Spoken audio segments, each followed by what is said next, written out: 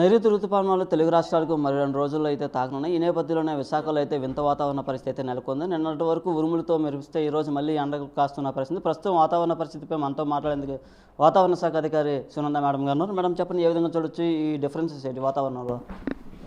అంటే నైరుతి ఋతుపవనాలు వచ్చే ముందు వరకు కూడాను టెంపరేచర్స్ కొంచెం ఎక్కువ ఉంటాయి. ఆ క్రమంలోనే మనకి అత్యధికమైనటువంటి ఉష్ణోగ్రతలు నమోదవుతున్న పరిస్థితి ఉంది. నేను చూసుకున్నట్లయితే సౌత్ కోస్టల్ ఆంధ్రప్రదేశ్లో అత్యధికంగా 45 degrees టెంపరేచర్ కూడా రియలైజ్ అవ్వడం జరిగింది. వడగాలులు కూడా వీచిన పరిస్థితి ఉంది. అయితే సాయంత్రం నుంచి అక్కడక్కడ క్లౌడీగా ఉండి ఉరుములు మెరుపులతో కూడినటువంటి జల్లులు అక్కడక్కడ ఉండడం జరిగింది. ఇదే మరి ఈరోజు కూడాను ఒక ఉపరితల ఆవర్తనం కూడా కోస్తా ఆంధ్ర ల్యాండ్ మీద దగ్గరగా ఉంది. సో ఆ ప్రభావంతో ఈరోజు కూడాను తేలిక నుంచి మోస్తరు వర్షాలు కొన్ని ప్రాంతాల్లో ఉంటూ 1 లేదా 2 చోట్ల భారీ వర్షం కూడా ఉండడానికి అవకాశం ఉంది. ముఖ్యంగా చూసుకున్నట్లయితే నార్త్ కోస్టల్ ఆంధ్రప్రదేశ్ ఈ ప్రాంతంలో ఈ యొక్క భారీ వర్షం కూడా ఉండే అవకాశం ఉంది. అందుచేత సాధారణమైనటువంటి ఉష్ణోగ్రతలు నార్త్ కోస్టల్ ఆంధ్రప్రదేశ్లో నమోదయ్యే అవకాశం ఉంది. ఈవెన్ ఎక్కడైతే రెయిన్ పడుతుందో అక్కడ సాధారణం కన్నా తక్కువ టెంపరేచర్ కూడా రికార్డ్ అవుతుంది. వేరే సౌత్ కోస్టల్ ఆంధ్రప్రదేశ్ అండ్ రాయలసీమలో ఉన్నటువంటి చాలా భాగం అంతా కూడా కొంచెం టెంపరేచర్స్ ఈ రోజు కూడా కొనసాగే అవకాశం ఉంది. ఈవెన్ దో సాయంత్రం నుంచి కూడా ఇక్కడ కూడా తేలికపాటి వర్షాలు ఉండే అవకాశం అయితే ఉంది. ఇంకా అనంతపూర్ ఈ ప్రాంతం అంతా కూడాను కొంచెం టెంపరేచర్ కంపారిటివ్లీ ఈ ప్రాంతంతో పోలిస్తే ఈ ప్రాంతం అంతా కూడా టెంపరేచర్ కొంచెం తక్కువ ఉండి అక్కడ కూడా రెయిన్ పడడానికి అవకాశాలు అయితే ఉన్నాయి. ఏదేమైనప్పటికీ రానున్న 2 రోజులు కూడా తేలికపాటి వర్షాలు మన ఆంధ్ర రాష్ట్రంలో ఉండే అవకాశం అయితే ఉంది. నిన్న చూడొచ్చు గట్టిగా రాత్రి ఉరుములు మెరుపులు వేసిన పరిస్థితి, అలాగే ఈరోజు ఎండ. డిఫరెన్స్ ఏంటి మనం, ఎందుకు ఈ రీజన్స్ అసలు ఏ విధంగా చూడొచ్చు? అంటే సాయంత్రం వేళలో ఒక ఒడిశా మీద ఉన్నటువంటి క్లౌడ్ బ్యాచ్ అంతా కూడాను మన వైపుగా రావడం వల్ల సడన్గా రాత్రి అంటే అర్ధరాత్రి నుంచి ఉరుములు మెరుపులతో కూడినటువంటి జల్లులు ఉన్నాయి.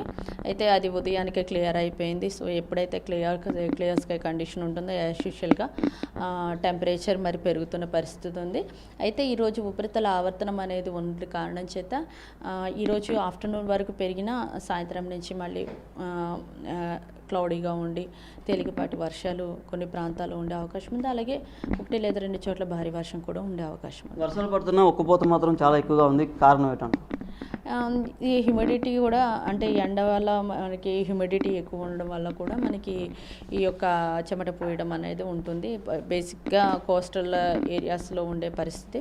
సో అందుచేత వేడి ఉక్కపోత వాతావరణం అనేది ఉంటుంది. వన్స్ క్లౌడీ రాగానే మరి నార్మల్ అయిపోతుంది. సో ఇది కామన్. 3 రోజులుగా చూస్తే 40 పైన డిగ్రీస్ ఉన్నాయి. ఇంకా ఎన్ని రోజుల పాటు టెంపరేచర్స్ కొనసాగే అవకాశం ఉంది? ఇక టెంపరేచర్స్ తగ్గే అవకాశం అయితే కనబడుతుంది. ఆల్మోస్ట్ అంటే ఈ ప్రాంతంలో మాత్రమే ఇక టెంపరేచర్స్ ఉన్నాయి. వేరేస్ నార్త్ కోస్టల్ ఆంధ్రప్రదేశ్లో సాధారణం దగ్గర టెంపరేచర్స్ రికార్డ్ అవ్వడానికి అవకాశం ఉంది. వన్స్ రైన్స్ పడుతూ ఉండగా ఈ యొక్క టెంపరేచర్స్ అన్నీ తగ్గే అవకాశం అయితే ఉంది.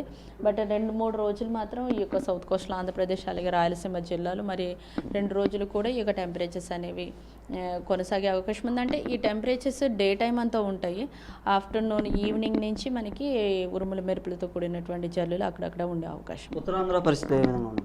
ఉత్తరాంధ్రలోనే మనకు ఈ ఉత్తరాంధ్రలో కూడా సాయంత్రం నుంచి క్లౌడీగా రావడము, ఉరుముల మెరుపులతో కూడినటువంటి జల్లులు ఉండే అవకాశం ఉంది.